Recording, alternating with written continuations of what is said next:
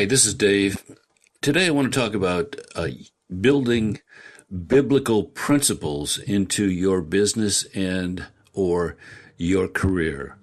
Building biblical principles. So one of the principles that I have discovered in my 30 plus years as a consultant and a sales guru and author and so on is this.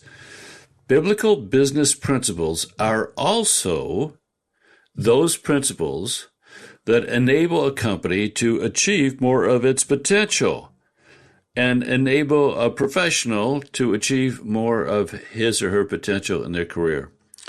So, in other words, you can take the biblical sourcing away from a business principle, and the principle still works. So, biblical business principles work regardless of whether or not you attribute them to the Bible. So, I've stumbled across this truth as it specifically relates to much of my work with business-to-business salespeople. I've noticed that when you assemble a system and a set of practices that enable a salesperson to vault to the top of his or her profession, coincidentally, those principles arrived at through a study of the best practices of successful salespeople are, in fact, the very same principles that you can discern through a study of the Bible. So, in other words, if you take a set of the best practices of highly successful salespeople, and then you take a set of biblical business principles for sales, you will discover that they're pretty much one and the same. As a consultant, I've discovered the same truth applied to businesses and professional careers, not just sales. Adhere to certain biblical principles, whether or not you know they're biblical, and your career will blossom. Your business will reach more of its potential. You don't need to be a Bible student to discover the principles upon which you can build a successful career. You just need to study the best practices of the best in your business and understand the two will coincide. The best practices for businesses are, in fact, biblical principles. So, in this article, I'm going to unpack just one such principle.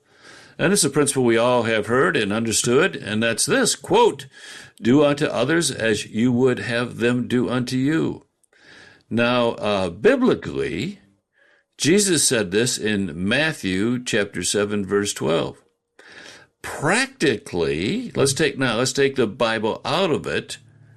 Practically, it's incredibly good advice upon which you can build part of your personal character and your corporate culture.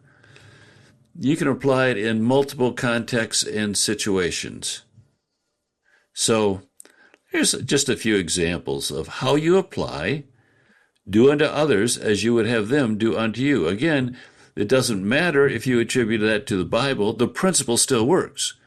So think of, for example, prospecting for new customers, for example.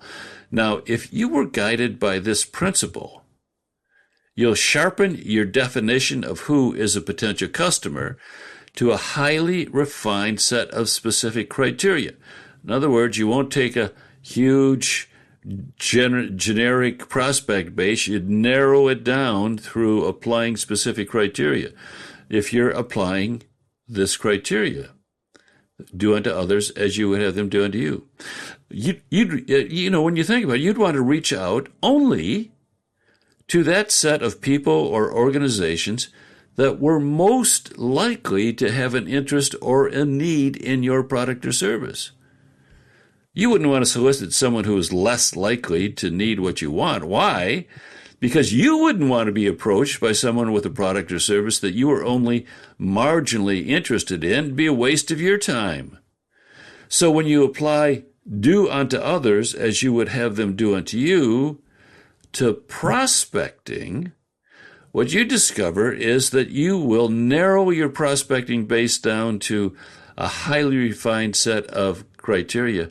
That is both an application of do unto others as you would have them do unto you, as well as a best practice for sales professionals.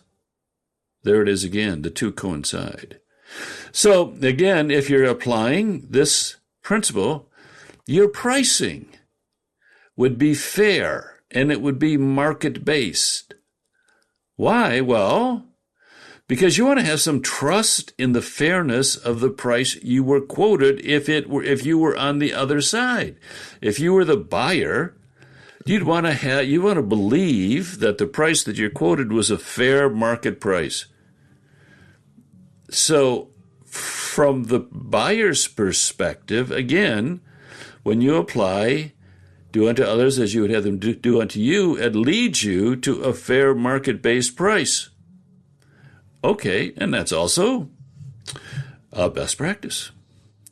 So again, if you are applying do unto others as you would have them do unto you, you treat all your customers with courtesy and respect. Why? Because that's how you would want to be treated. Wouldn't you? Of course.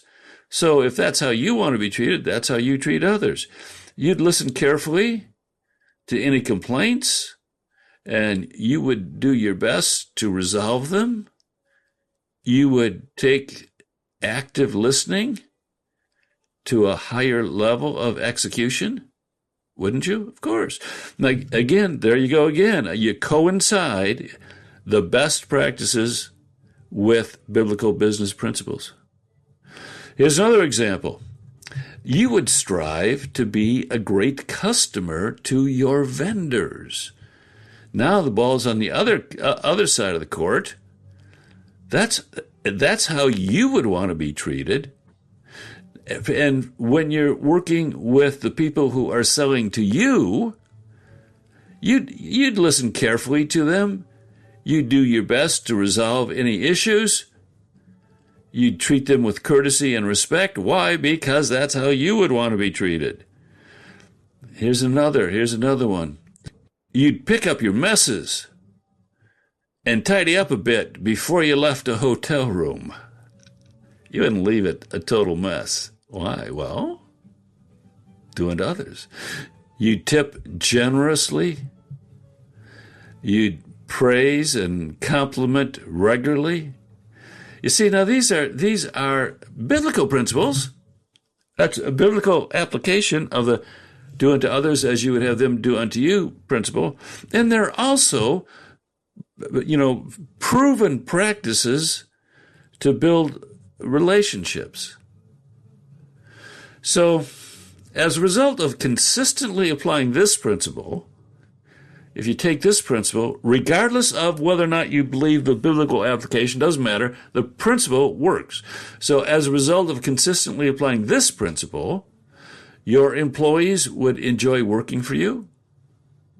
Your customers would grow in their loyalty to you. Your vendors would favor you. And the community in which you operated would grow to respect and support you. Now, that's not a bad outcome. So you see, in this case, applying the principle, the biblical principle, stated very specifically in the Bible, do unto others as you would have them do unto you, applying that principle is both a biblical principle as well as a best practice for business that will result in consistently greater impact and a greater realization of your potential. Okay, well, that's it for today. We're done. Bye-bye.